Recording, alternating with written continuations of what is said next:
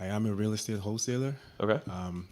We're currently averaging about $450,000 a month Okay. in revenue. I would like to be at $1 million That's your a month. spread? That's what you're making, or that's like house volume? That's gross. Okay. So So gross what's your spread on that? What's your take home on that? So we're at 40%. So right around 250, 240. Interesting. Weird. That's high. What are you wholesaling? All right. So here's the He's like, have you heard of brothels? So imagine a brothel, but now it's all midgets. Okay, keep going. You're good. okay, but here's the challenge we run into. So we're currently at 450 average. Yeah, we've had 700K months this year already. Okay. The challenge is every time we get to those numbers, and I try to, hey, you know what? It's time to ramp up. For some reason, we tend to tank to, 200, 250. Okay. I have cause to believe it's the sales team and just Okay. they have those power months where everyone takes home 20, 30 grand, and then the month after it's like, Are they pure commission or is it split? so there is a base salary. Okay. What's the commission split structure. between commission and base? So they're at 42 base Okay. per annum, and then 10% of the assignment fees. Okay. Of the fees. It's commission. All right. This is so you have an ops issue, which is sales ops.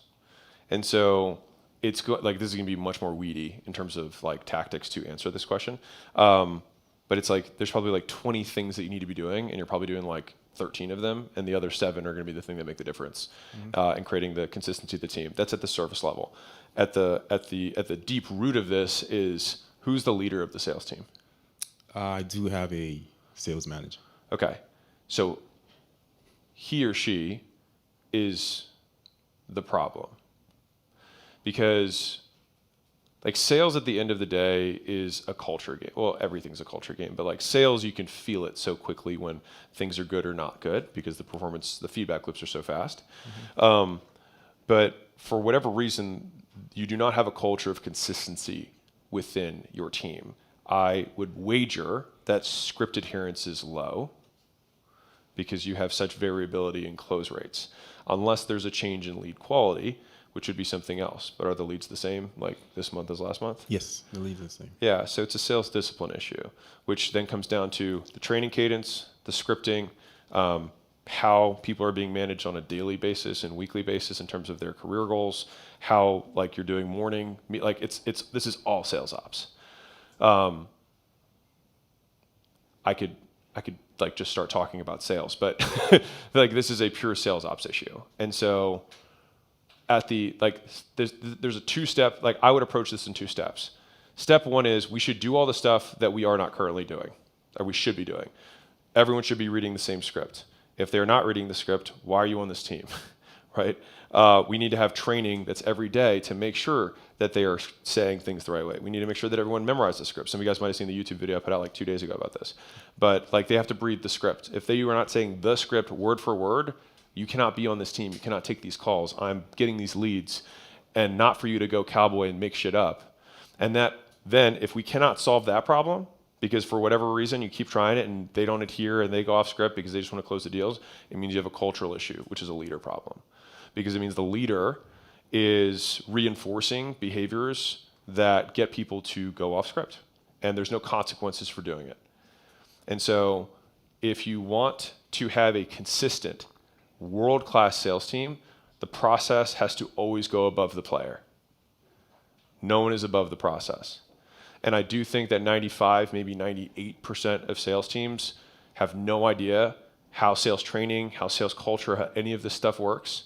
They just hire a bunch of people, see who closes deals, fire the rest, and so then you just have a bunch of mercenaries who work for you, but there is no culture, there is no team, and it's every man for himself. And that is what creates this volatility in sales. And some guy says something and he closes a deal, and the other guy's like, oh, I'm gonna try that now. And there's no consistency across the board. And that also gets you in trouble long term because they start promising things and making deals that you can't cash. That makes a lot of sense. I up until now, I mean, we have scripts, but they're more of suggestions. Guidelines. Yeah. I mean, No, I mean, like, I've done a lot of sales. Like, this is a straight out of the book checklist problem. Like, we have to do all of these things. If we do this entire checklist, we will get this outcome. If we can't do this checklist, the leader is the problem because they don't know how to reinforce culture, which then means that they're not able to get the right people on and the wrong people out, which sometimes means we might have to fire half the team to get the right people in so that we can build the culture we need to get to where we want to go. Because you are in, like, I showed the shapes of businesses. You are in a sales and marketing business. There's functionally no delivery. Like, you're just basically like, are you guys doing outbound or like smiling and dialing, or do you buy leads from setting teams? inbound, just Google Ads. Google Ads? Yeah. Okay, so you have inbound leads that are coming in and then you close. Like, that's the business. Yeah. Like, you buy media, you sell shit. And so, like, this has to be a core, like, you have to be world-class at this if you want to be world-class at wholesale. Gotcha. But that's the constraint.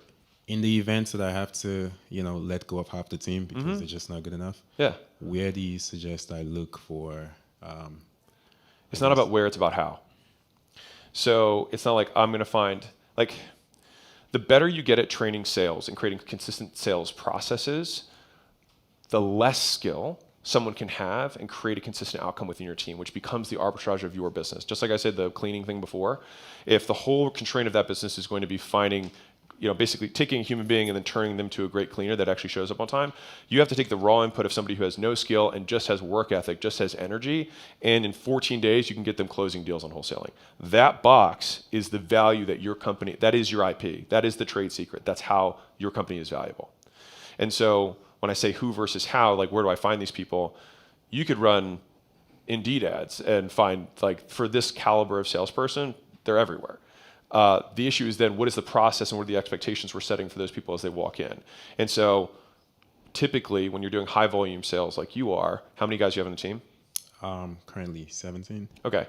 So when you have that, I mean, mid-sized, someone comes in, usually you get constrained because the amount of churn you have of people quitting, leaving is about equal to what you have to hire. And that's what keeps you stuck. Right. Yeah. And so it's a process issue kind of on the demand gen side for talent.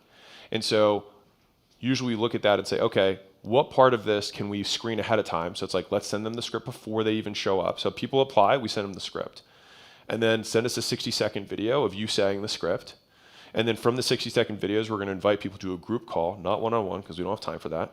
And we're going to go quick drill, say the script, give a piece of feedback, see how they do it again. If they could take the feedback well and they were prepared, great. It means they're coachable. They have work ethic. Awesome. Now we can take you to a job offer call. If somebody has attitude on the coaching, they're out. If someone doesn't show up prepared, they're out. Very easy screening. And so you take 10, you pick 2, pick 3, they go to the next one, you make job offers. And that's the flow. But like the entire sales process of selling them on selling for you sets the frame for how the company operates.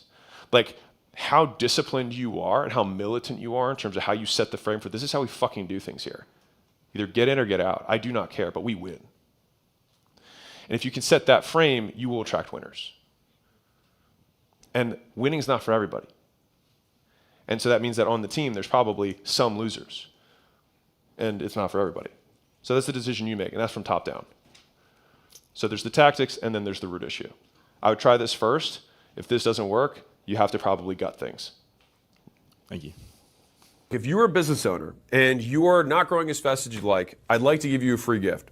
So my team and I put together the $100 million scaling roadmap, which is basically 200 hours of us looking over all the portfolio companies we've had and what stages of growth they went through, and more importantly, where they got stuck and how they got past it.